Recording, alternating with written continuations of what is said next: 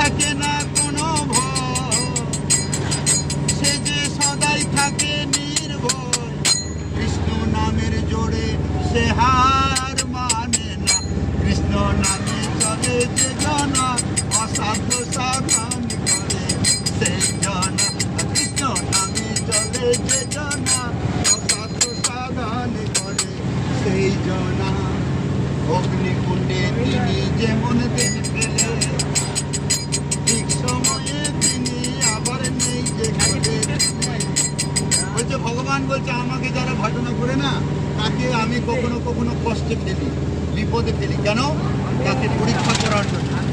আপনি যতই খাঁটি সোনা স্বর্ণকারের কাছে বিক্রি করতে নিয়ে যান, সে কিন্তু পৌষ্টিক পাথরে সোনাটা ঘষে নেবে। সে জানে যে এটা খাঁটি সোনা, তাও কিন্তু পৌষ্টিক পাথরে ঘষে দেখবে।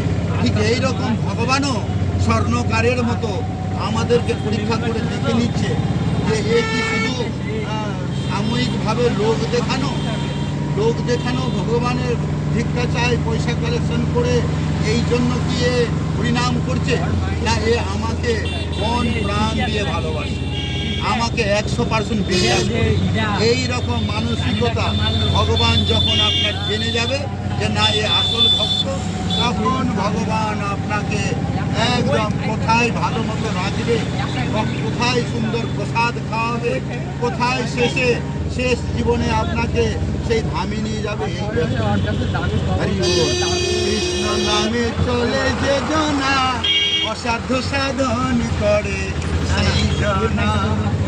অগ্নিকুণ্ডে তিনি যেমন দিন পেলে, ঠিক সময়ে তিনি আবার নেই যে বলে।